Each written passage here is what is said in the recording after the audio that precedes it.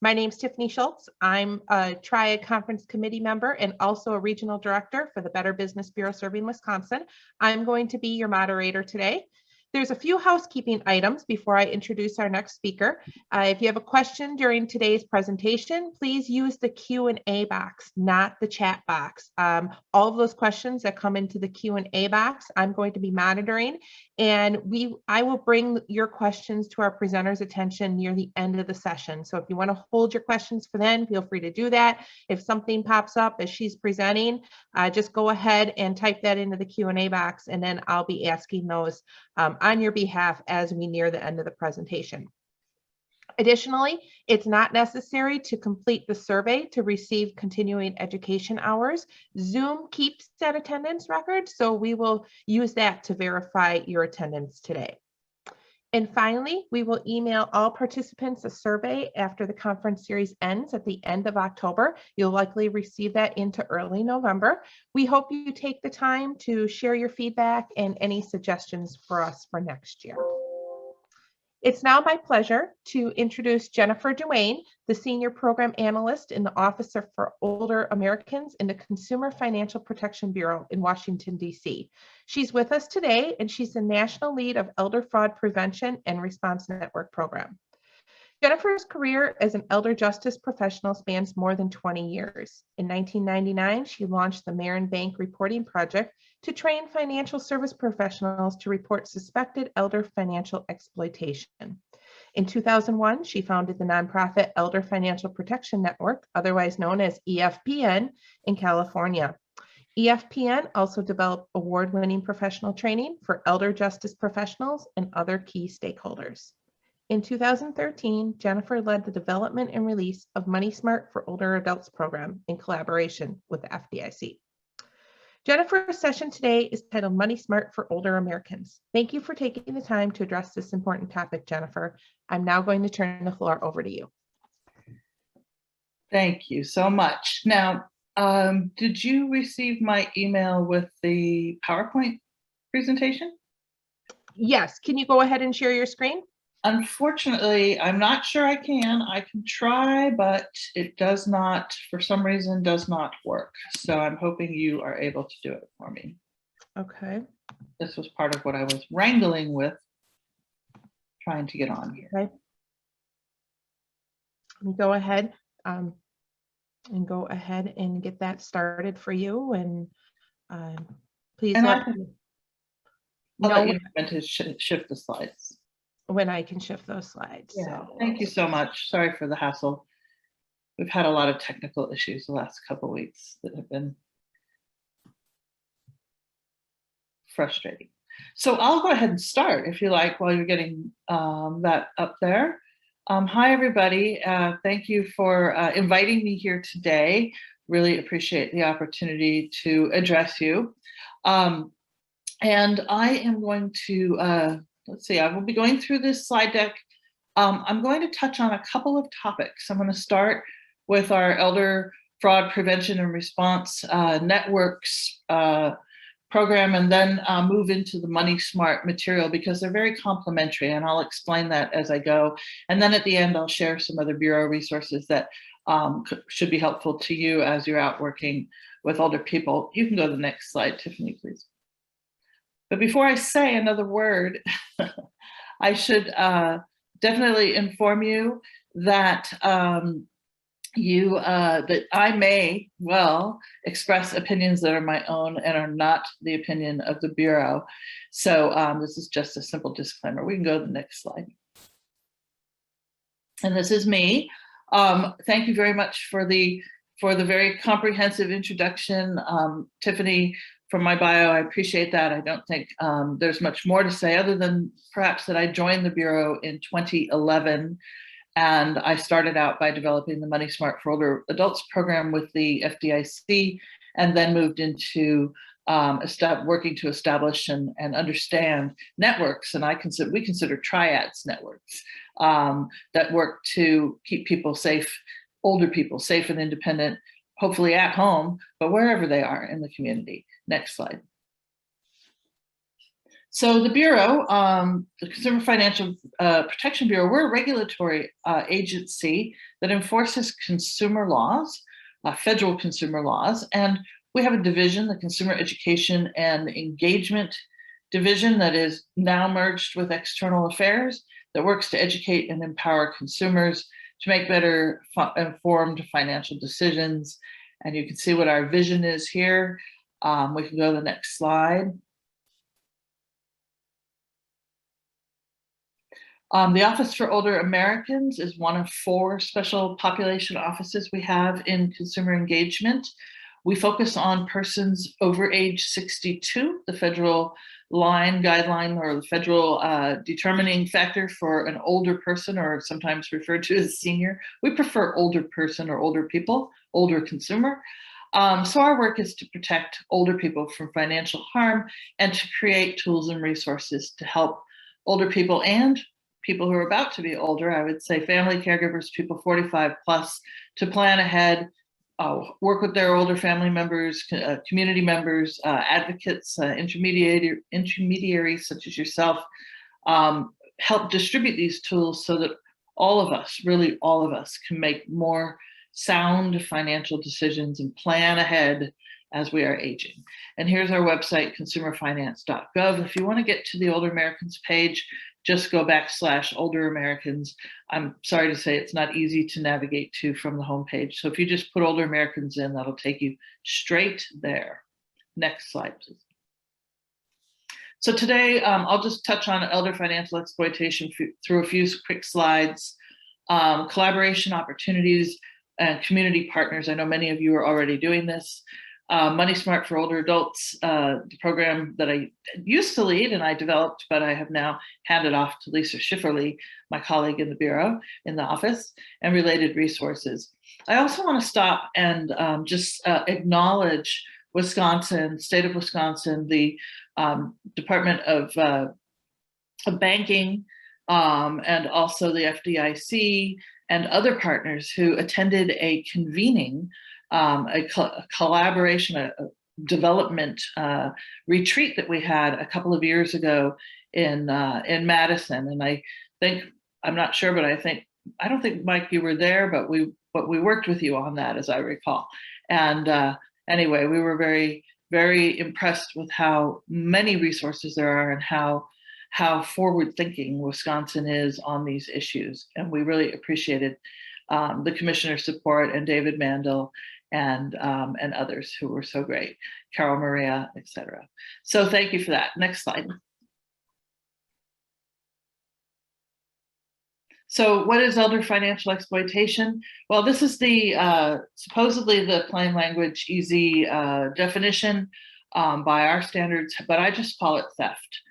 It is when somebody steals the assets or benefits or resources, belongings of an older person and uses them for their own benefit, and the elder is deprived of those things. And so I just consider it theft. We sometimes call it elder fraud, senior fraud.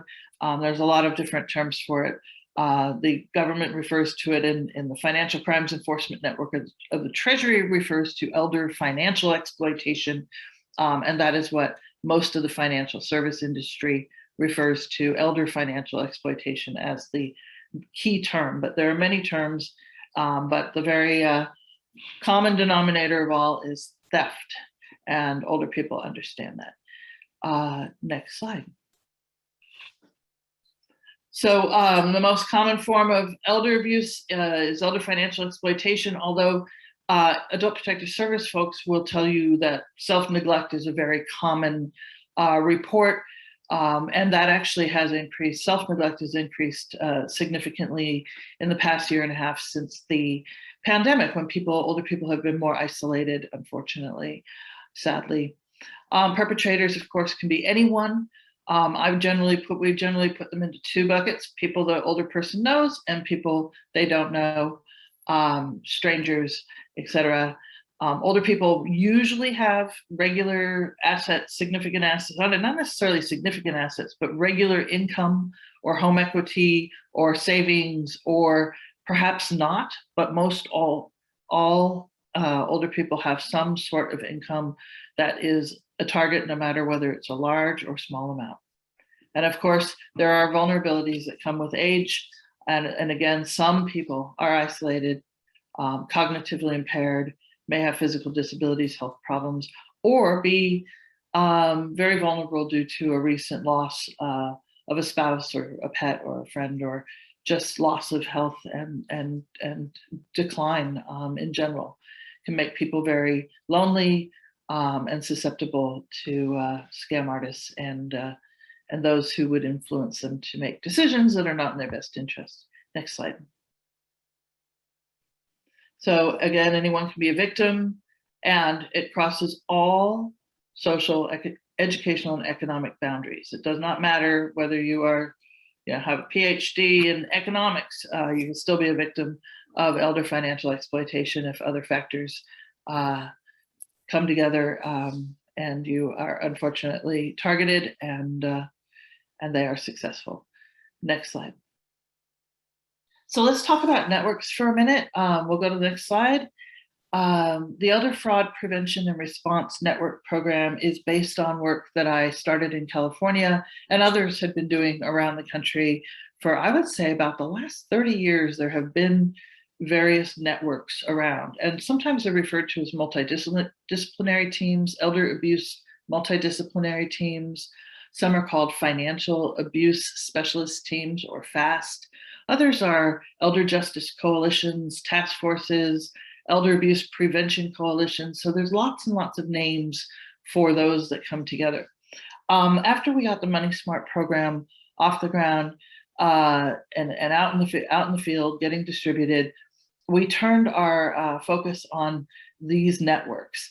I had come from California, where I had worked with a group of bankers, financial institutions, to come together and create training for themselves, for their tellers and their frontline, their branch staff, to recognize and report suspected financial exploitation. And this started in the mid-1990s, and then really took off when our nonprofit was established in 2001, thereabouts.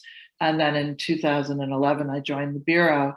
But by then, we had worked throughout the state of California and in some states across the nation, and with national banks and regional banks and credit unions, et cetera, to create a what we called a network. It was Elder Financial Protection Network, where everybody would come together and learn to work together, where financial institutions would learn about APS and APS would learn about law enforcement and financial institutions. And we had a lot of sharing of who had what capacity. There was also a lot of sharing of challenges and frustration between them, and tension around mandated reporting and all kinds of stuff. So it was a very interesting period of time. But what I discovered was that the financial institutions were really, really committed to protecting older people from financial abuse. They just have sometimes issues with sharing documentation that is protected under federal privacy laws or even state privacy laws. There's just a lot, and same with APS under HIPAA issues, and the same sort of confidentiality around law enforcement investigations. So there are a lot of hurdles to jump in terms of collaboration. But so we did a study and released a study in 2016, and we studied 23 networks across the country. That was a random sort of sampling. And well, it wasn't that random. We chose according to a profile of what we found out there. And in this report, if you haven't read it yet, you triad folks, it is where we actually held up our hands and said, triads are elder justice professionals. They are doing scam prevention work across the country. They are talking to seniors. They're helping to keep themselves safe. They are attending network events and meetings. They are a partner in the elder justice movement. And so you will see us raise that loud and clear in our report in 2016. Next slide. So what is a network? That was the first question we had to ask. Basically, largely voluntary, not always funded, not always FTE appointed. In some cases, they are legislated, but in many cases, it is just people coming together for on an ad hoc basis to prevent, work on building detection. Prevention usually means community education and outreach awareness work. Detection is red flags and often referred to for financial services and others. And then response, which is APS, law enforcement, legal services, et cetera, responding to reports. And response has now expanded into the network for aging, where it is becoming more largely understood that the warning signs of financial exploitation or intentional neglect or elder abuse in general, that responding is something that everybody needs to do and who to report to. So networks tend to come together either on a monthly basis or quarterly basis, maybe every other month. They meet, they talk about what's happening in their community, and sometimes they have very interesting work that they do. They break up into groups or have particular missions. So we'll go to the next slide. We found that networks improve response. It increases reporting of cases, and not just by older people, sometimes by older people who are often the really do not like to report in general, are not known to be the best self-reporters of elder abuse or financial exploitation. But the reporting between agencies increases when there's collaboration. And between groups, such as triads. If you're touching people, if you're meeting people, if you're talking to people, you're going to hear about more people who are experiencing this, more victims, more, and then comes hopefully more survivors and early intervention that results in loss prevention. And of course, increased independence and stability and well-being for older people. Networks enhance the individual members' skills. And I just sort of mentioned that, like APS, Adult Protective Services, understanding more about financial services, and financial services, conversely, learning more about APS and learning to work together, learning what tools and resources they have and what limitations they have. That's what networks can be very, very helpful with. And that helps to reduce the barriers to collaboration, coordination, and then the sharing of resources. We're seeing a lot of resource sharing now going on in networks, especially when they're bringing in financial services, financial institutions, because financial institutions can sometimes help host events or have resources for graphics or marketing, or even sometimes financial support for refreshments or different aspects of a program. Not always, but sometimes. So improving that coordination, these networks are starting to become very, very dynamic across the country, and it's a great thing to see, because 20 years ago when we started, it was a struggle, and just getting people in the same room was tough. Oh, and speaking of being in the same room, the pandemic has had a silver lining for collaboration, in that we are now able to meet this way. More people are attending network meetings from rural areas. There's just greater engagement because we know how to do this. And for years, we've been saying this is the way, technology is the way. But it wasn't really until we were forced to use it did it come into play to the extent that it is now. And it's actually been a real, it's caused a quantum leap to begin to happen in terms of collaboration and coordination amongst networks and other stakeholders. Next slide. So some of the key findings in our study, and I did highlight that community education on purpose because we're going to talk about Money Smart for older adults in a few minutes, but the most common ways that networks fight exploitation is through community education, awareness, outreach, et cetera. And then professional training, cross-training. I keep mentioning that about we're seeing more and more networks having a banker come in, or a banker who's already part of their network, talk about the Bank Secrecy Act and the filing of SARs that have the Elder Financial Exploitation checkbox ticked off, and talking about regional protocols and successful collaborations that resulted in a win, or one that didn't because there's somebody missing or not collaborating. And then also case review. I'm wondering if I should be watching the chat here. Let me put this, sorry, I'll minimize my screen and see if I can pull up the chat in case you're asking me questions. Looks like I'm all right now. Jenefer, we're moderating the chat box. Okay, and great. You don't have to worry about that. So just, thank you. Yep. Thank you. I just wanted to make sure I wasn't ignoring anything important. All right. We're learning how to use this platform over time. Thank you for that. So networks, so I didn't say anything. Case review is a very common way that networks come together. They'll have case review teams.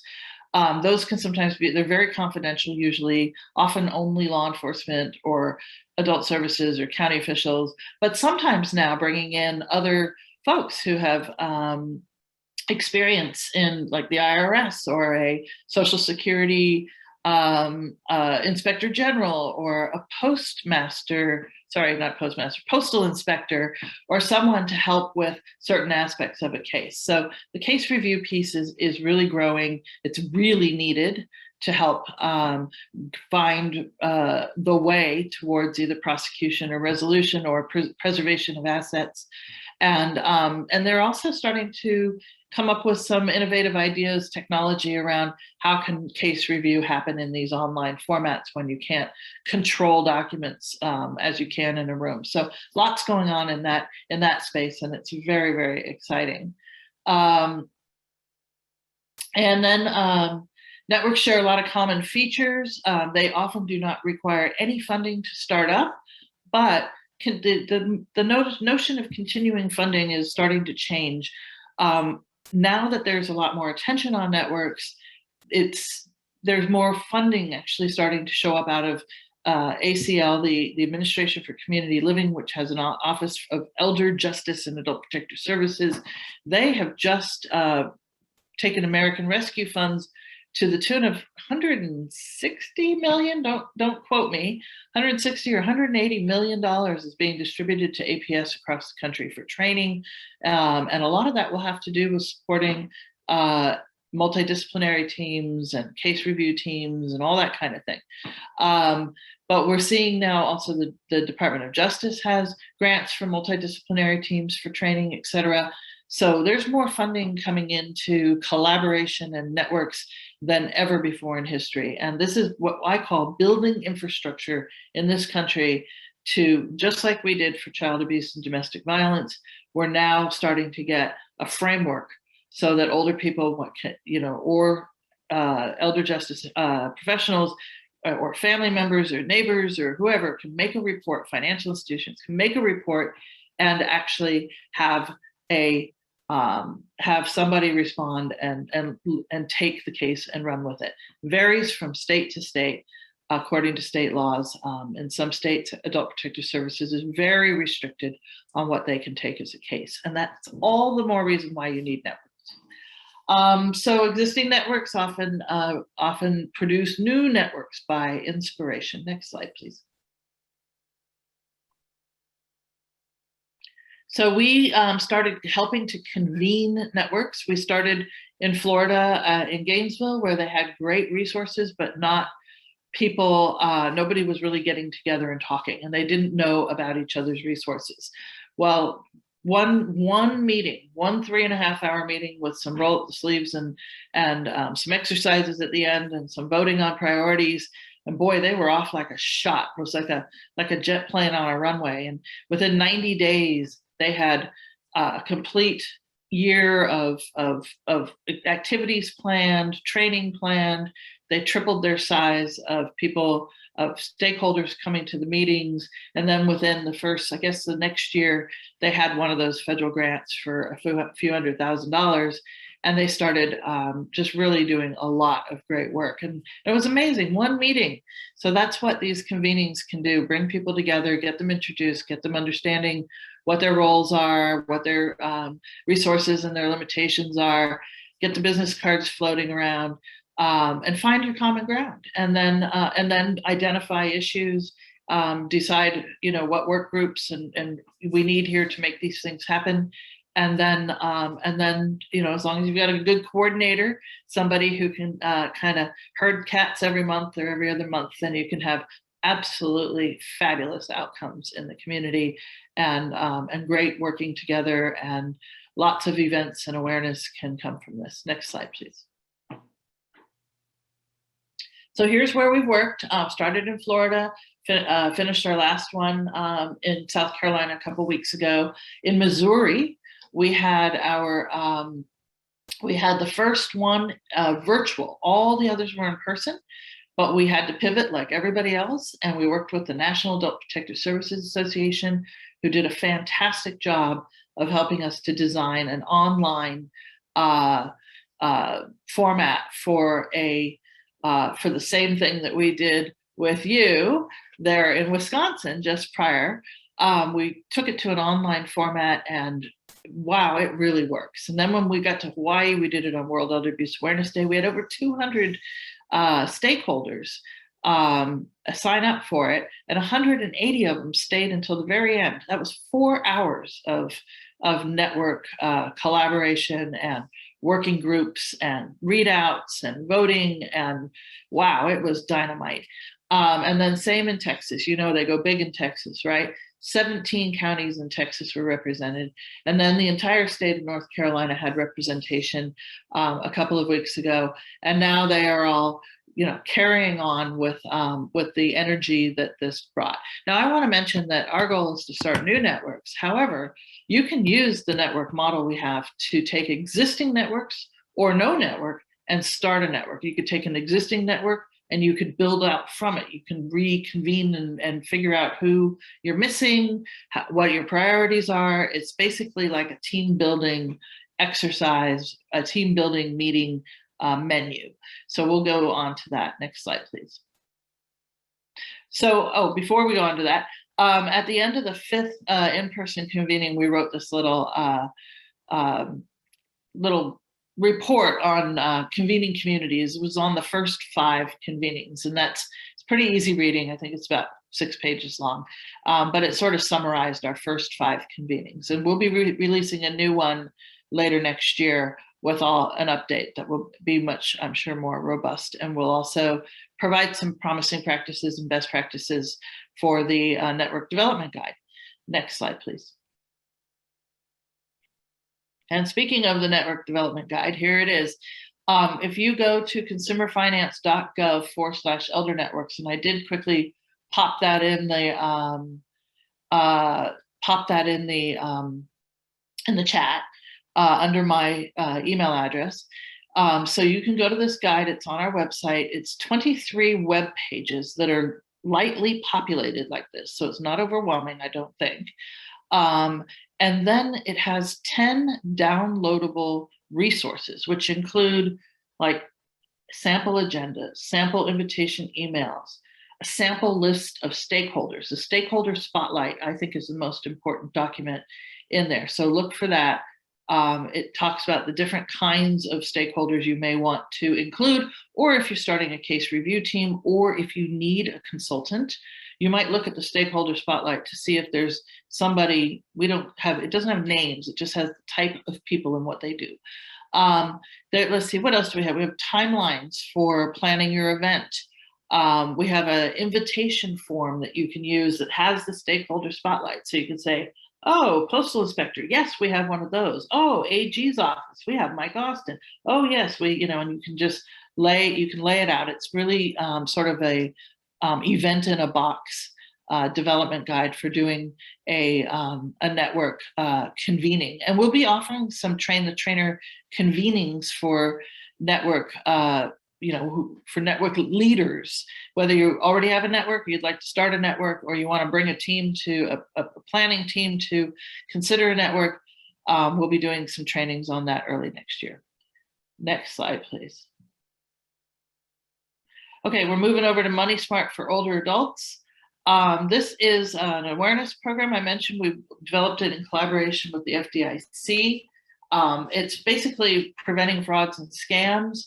It was updated in June of this year, released on World Elder Abuse Awareness Day with new content on romance scams, which is one of the biggest scams going right now.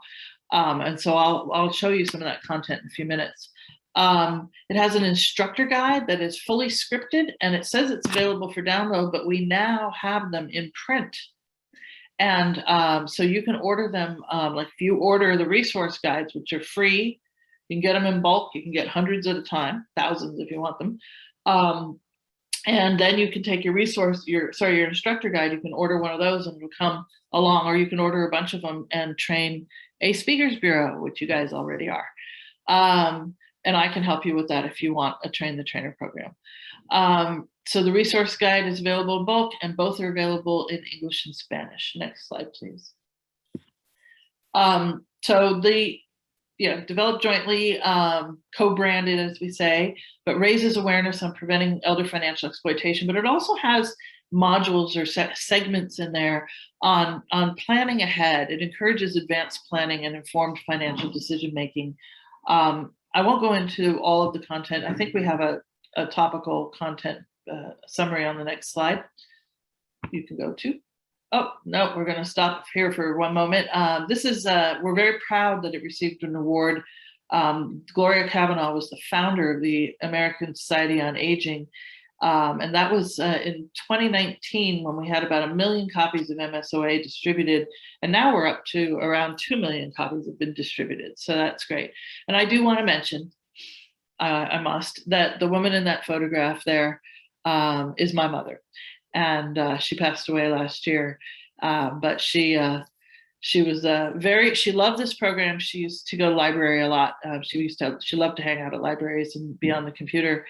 And she used to take the bureau stuff around with her to the library. So anyway, next slide, please.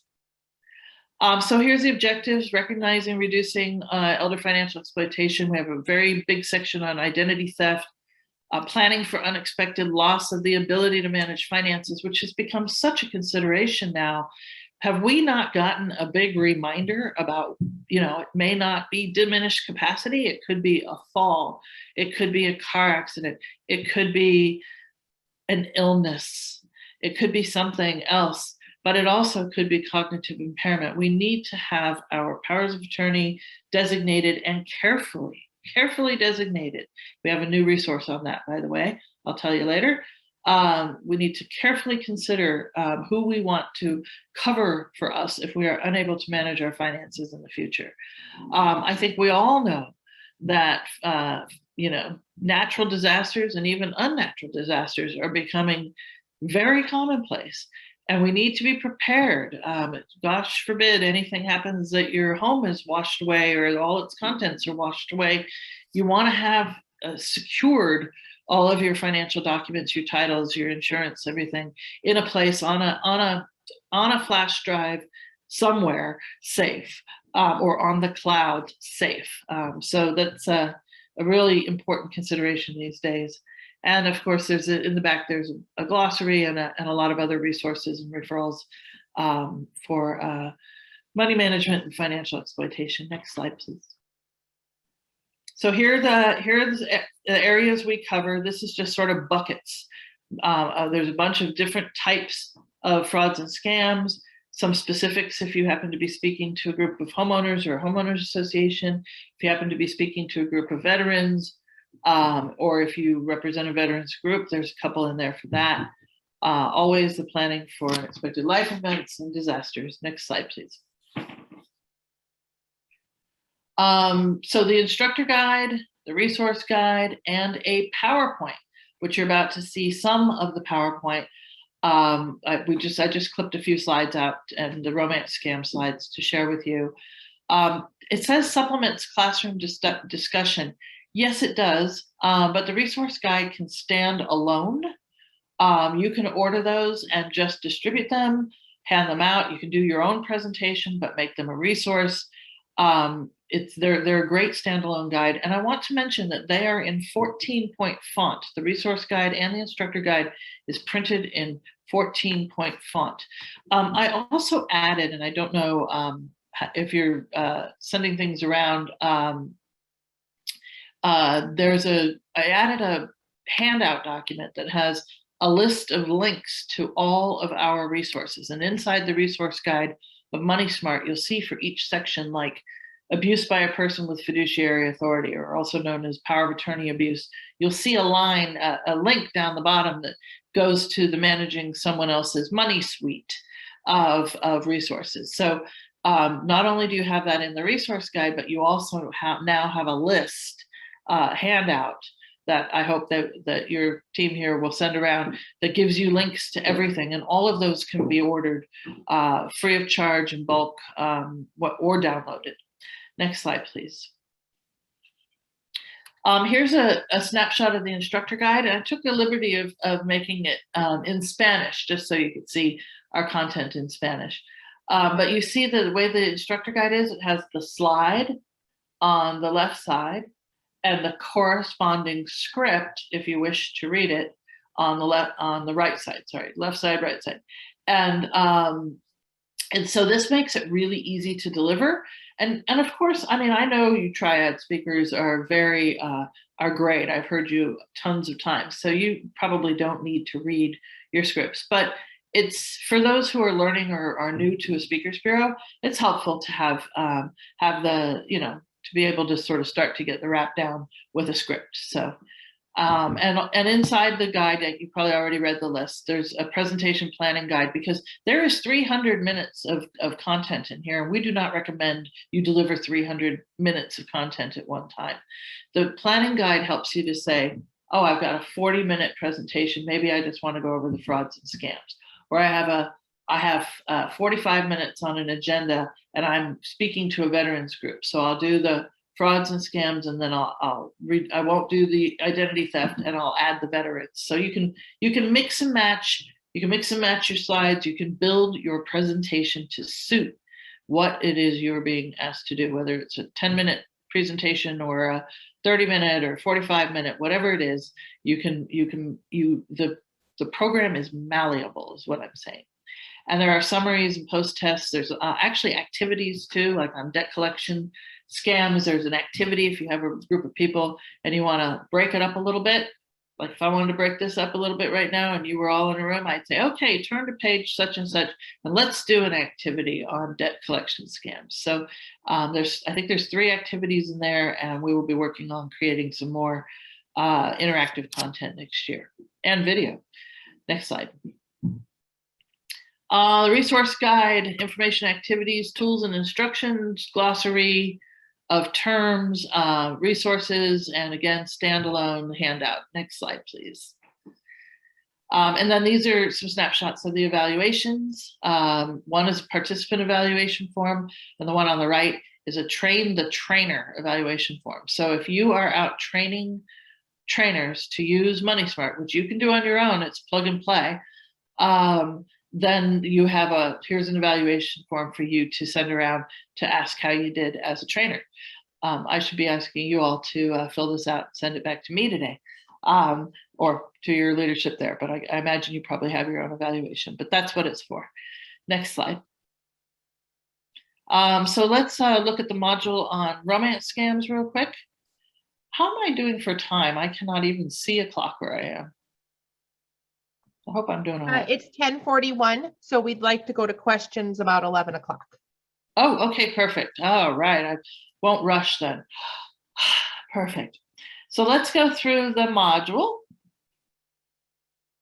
Next slide. Okay, so this is an example of one of the slides that accompanies the resource guide and the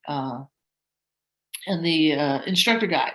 So in the front of the instructor guide, you'll also see tips for speakers. And I imagine some of you are probably rolling your eyes and saying, we speak to seniors all the time. We don't need any stinking tips. But the tips are pretty good, I think, because there's sometimes things that we don't consider. And in Money Smart, we have found and trained people to present it in a way to make, if you're doing it person to person or even here, where it is very interactive. And actually, I could try to do that right now. Hold on one sec. Let me scoot ahead, get to where you are. There we are. So, so what I'm leading into here is that if you are presenting to a group, even online, you can ask the question about that's on the next slide and not show them the slide. Like, for example, I'm going to consider you a room full of people. And if I had a thought of this before I got to this point, before I switched from the transition slide, I would have said, so tell me, what are some examples of elder financial exploitation? And go ahead and put those in the chat. So there's 4 here. Does anybody want to put any other examples of elder financial exploitation in the chat that are not listed here? You can just go ahead and do that. But in a room full of people, if you happen to have one, hopefully we'll have them again. You can just say, by show of hands, who wants to name a fraud or scam? Call it out, and they start saying, theft by a family member and theft by, telephone scams and grandparent scam. And it's great, great, great. And then you show the slide. Next slide, please, Tiffany. And then you have another slide here. Okay, here they are, and you show them. Let me do this up here. So my next question would be, we have another, go to the next slide. Examples of financial exploitation. Yep. So my question now, once we've talked about this, once we've gone through this, by now you should have people raising their hands and typing in the chat and, getting engaged. They're calling out what they know. And then I would ask the question, so who are the abusers? Who is it? Who are these people who rip off older people? And so then you get your audience calling out the different types. So next slide, please. So then you'll see that most people usually know family members right up front and caregivers, but then they start thinking about more and they'll be calling out. And so then next slide, then you'll hear them calling out these. And the ones they don't call out, you can call out. So I hope you get my drift, is that asking the question before you show the slide can be a great way to engage your audience. And I've done it myself for years with senior groups, or even with elder justice professionals, showing them, training them, Money Smart for Older Adults, Train the Trainer program. And it's worked very, very well to get people talking. And that's one of the things that we really want to emphasize. When we first started at the Bureau, we were all about raise your voice, speak up, speak out was our motto. That was our tagline. And so I really took that to heart around older people being, in silence with elder abuse, in silence, suffering in silence, being isolated by the perpetrator, neighbors and family members and others saying, oh, I can't deal with this, or it's not, neighbors and others saying it's not my business, or we don't know who to report to, or we don't know what we're looking at. And so getting older people to speak up and speak out, talk out loud about it, and talk with each other about it is extremely important, because it helps to break the stigma, and it helps to raise that voice and shine lights on the issue. And we often find that older people know quite a lot about this stuff because they're hearing about it with their neighbors and friends, and others. So that's just a little tip on the side, and I think it's in the tips in the instructor guide, is to ask the question before you show the slide. Next slide, please. So, okay, we'll just run through these for a moment. Next slide. I'm just showing these to you. So this is our new romance scam content, just updated in June. Next slide. We'll just kind of roll through these. Here, what scammers may do, claim they need money. While you're looking at this, I'll just say this scam is so insidious that even my cousin, I'm not going to name her, but was recently widowed, one of my cousins, she's in her later 60s. She doesn't have any cognitive impairment that I'm aware of, not obviously anyway. And she lives independently. She's recently widowed and grieving, but she loves to go on Facebook and she loves to make friends around the world. And next thing I know, she's got a friend in Houston on an oil rig. And I said, oh, I saw that guy on your Facebook page. Get rid of him. He's a scammer. Oh, yeah, you think so? And I said, yes, I do. I know, so I can tell. And so I gave it all to her. But they had started a conversation. And about a month later, she called me or, telephoned me. She's overseas. Said that she'd been at the airport that morning waiting for his arrival with a grandchild. And the grandchild and him were going to come live with her. And that they were, coming from the US. And he didn't show up, of course. And she sat at the airport for 2 hours waiting. And then when she got home, he was there saying that they'd been stuck in Fiji and that he needed more money. And she said, I don't have any more money. Anyway, it was $40,000 that he drained from her in a matter of 90 days. So, and I also want to point out that romance scams are not always on the internet. There are many romance scams that are happening right on the ground. New friends in the community, caregivers, others, clergy I've heard of, lots and lots of romance scams are everywhere. There is sort of a myth that they're all online. Not true. It's a technique that is used locally, nationally, and internationally, and it is very effective, and it is very cruel, and it is very pervasive. Next slide, please. We'll just keep going, then you can look at these later. Next slide. Yeah, this is why we put this slide in here. Some happen in person. And people do not need to be socially isolated to be romance scammed.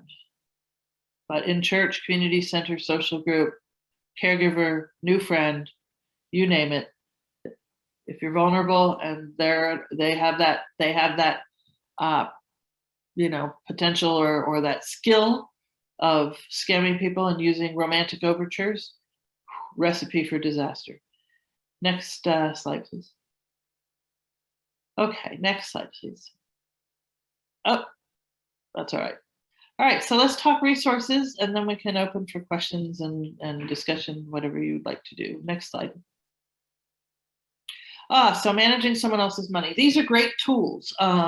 These are guides for what we call financial caregivers. We used to call them lay fiduciaries, basically non-professionals who take on the financial money management for other people. And it could be older people, it could be people with disabilities or who have an inability to manage their money for whatever reason. It could be an agent under power of attorney. I see a typo there, excuse me. I don't know why that's there after all these years. Guardians and conservators, a trustee of a trust, or a representative payee of government benefits such as Social Security or veterans benefits. These guides include tips for the financial caregiver on how to protect the assets from frauds and scams, and also available in English and Spanish. But most importantly, it's sort of rules for the road. It says things like, don't commingle funds, have separate accounts. Be transparent with other family members to avoid suspicion and whatnot. But I can tell you that can be a very difficult situation. So I have for some time been we've been very busy at the Bureau, but advocating for, asking for a guide for older people to understand what these roles are, which ones, the most likely to be used, the most likely or the most common need is under agents under power of attorney and the rep payees. Those are the two most common. Trustees come in next. And what you really want to avoid is having to have a guardian or a conservator. So we have now created a new guide that I don't think I have a slide here on, that is it's called Considering a Financial Caregiver. And it's for older people and for people like us who are planning ahead. I'm not 60 yet, but I'm getting there at what seems like a high rate of speed. And I have taken care of that, because I know, but we need to get more people to be really carefully considering their financial management in the future. So these are guides to help with that. So it's very easy to find, again, consumerfinance.gov. If you go to Older Americans, you'll find it, but we've got a real quick link called MSEM, Managing Someone Else's Money. Next slide, please. We have lots and lots of fraud prevention materials, placemats, posters, bookmarks, table tents, activity sheets. These used to be very popular in congregate meal sites. However, there's not that much congregate meal eating these days. So they're actually being sent to senior housing complexes or residences of all kinds and being distributed with meals to older people in their rooms, or, you know, as people are cruising around or in small groups. There are companion resources with these items to help a leader. Let's say it was a leader of it could be you going to a meal site to talk to a group of seniors, but it's to help, you know, companion resources with tips to reinforce messages. It's basically an instructor guide for using the materials. You can download them or order them in bulk for free. I will tell you the placemats are hugely popular. We're actually starting a new program.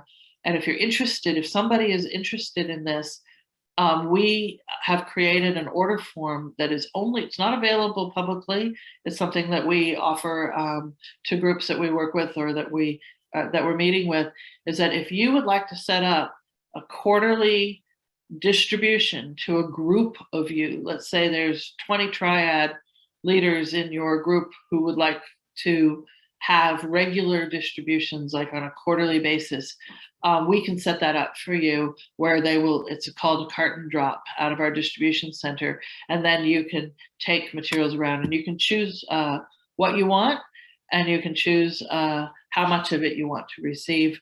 Or you can go with our sort of like, we look at January and put all the romance scam stuff in there and some other things. And then we look at World Elder Abuse Awareness Day, and we look at Caregiver Day, and we look at, you know, August for disaster planning because of the East Coast, et cetera. So anyway, hurricanes.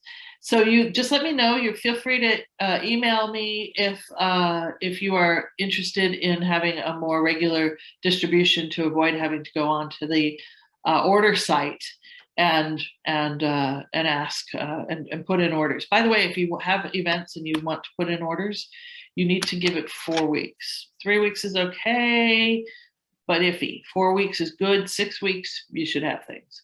And if you have any issues, sometimes, not always, sometimes we can help with rush orders if you contact me directly. I don't like to encourage that, but I'm willing to help any way I can. Next slide. This is a list of all the other stuff we have. Managing family finances, student loans. Student loans are a real problem for older people who are retiring with student loan debt or who have co-signed a loan that is now in default. So it's a much bigger problem than people realized. And so we have information on that. Pension advances, medical debt, diminished capacity. We have great materials on planning for diminished capacity. And reverse mortgages. We have new pieces on reverse mortgage now. If you want to learn about reverse mortgages, get this. These are all good for us to read, learning about medical debt, et cetera, if you're not already fluent or familiar. And then we have a lot of resources for people who are being targeted by debt collectors, whether those debts are real or whether they are phantom debts.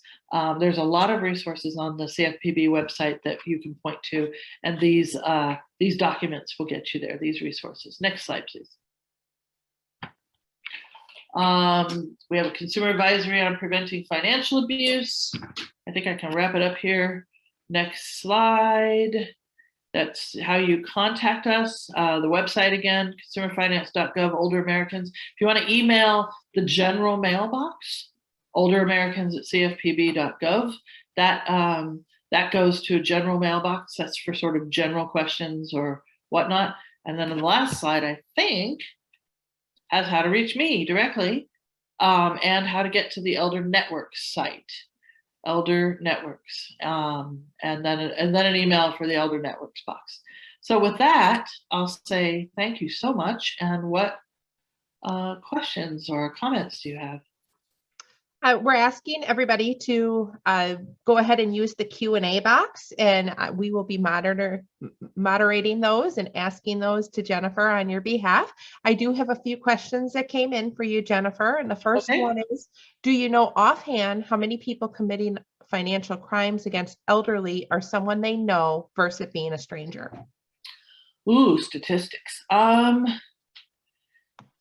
I am very cautious about putting out statistics. I know there may be some, I can't actually think of specifically of a study on that right now, but there may be one.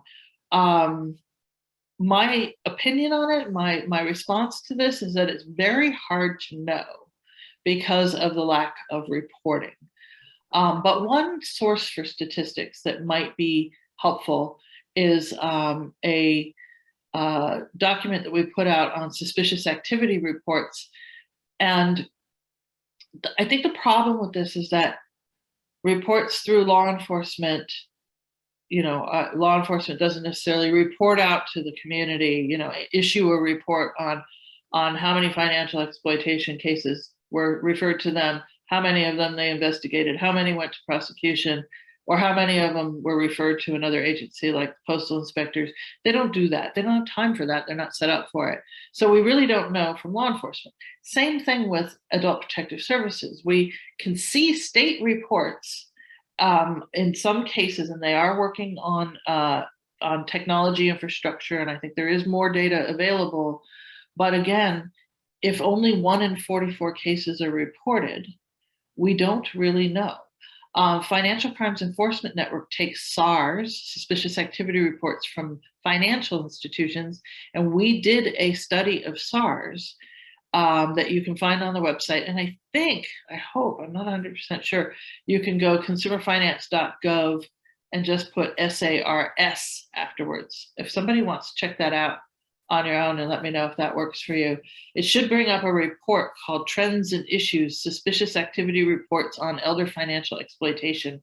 And that is data from financial institutions.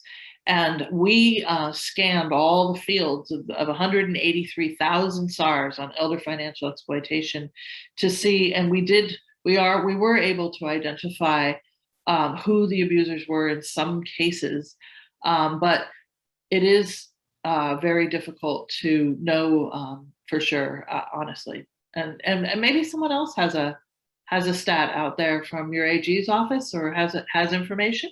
If you do, pop it in the chat. Moving on to the next question. Somebody is seeking information on burial and funeral ripoffs, as elders are at their most vulnerable at a time of loss. Scammers seek widows through obits and make poor offers on homes left to spouse also. Can you explain that a little bit?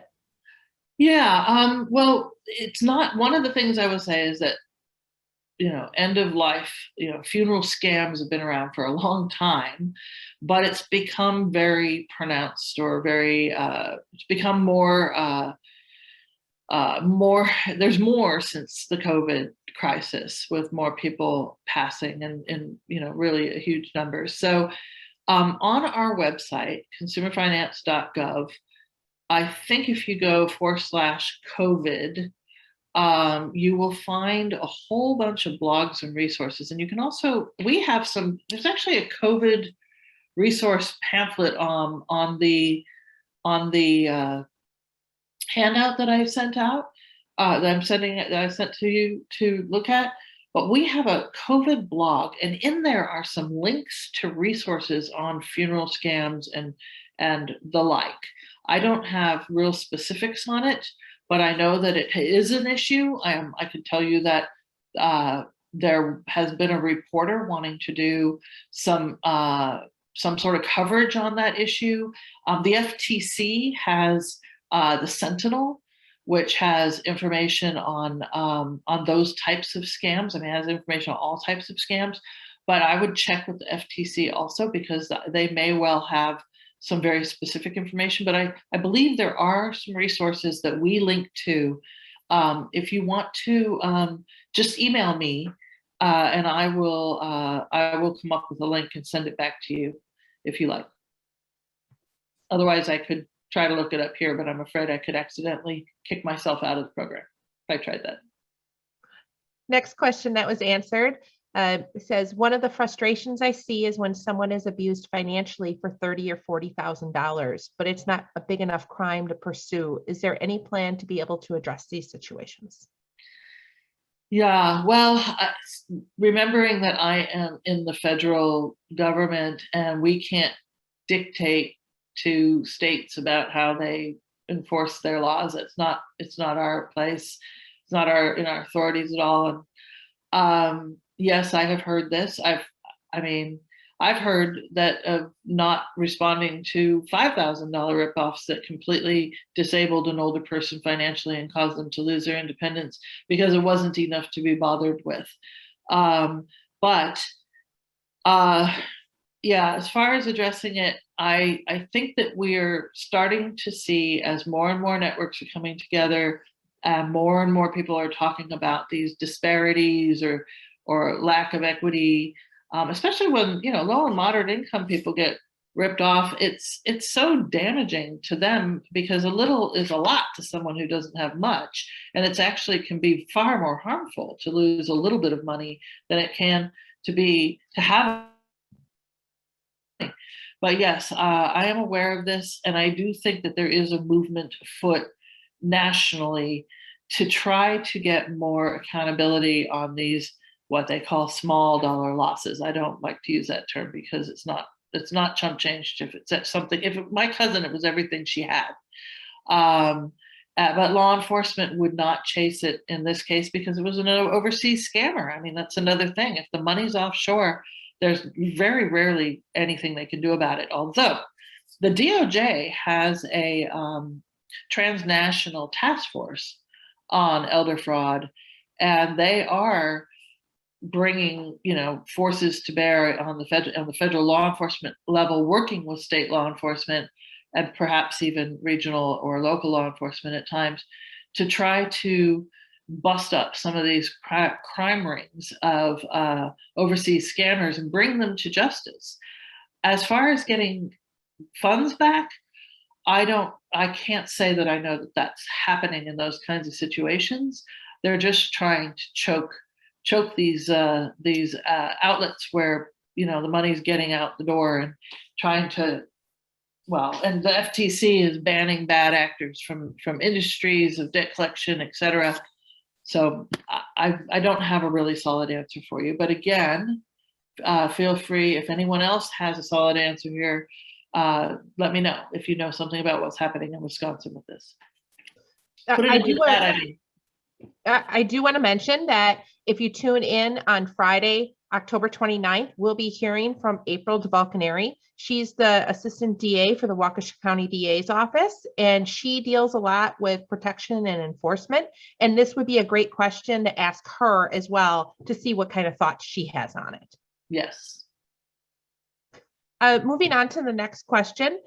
Does Consumer Financial Protection Bureau have attorneys one could meet with for a loved one in each state? No, unfortunately, that's not how we work. We have lots of attorneys, but they are generally they are enforcement attorneys who work on matters that fall under our authorities. We don't actually provide any direct service other than taking complaints on financial products and services. We take complaints of unfair, deceptive, and abusive practices, and we have a call center. We have complaint staff that will take the complaint that's online, and if it's an older person, they will take a telephone call in. But what they do is try to help the older consumer resolve the issue with the financial institution. And that's the thing, is that we are not an agency that you can report elder financial exploitation to. Reports need to go to Adult Protective Services, law enforcement, and sometimes another portal for people is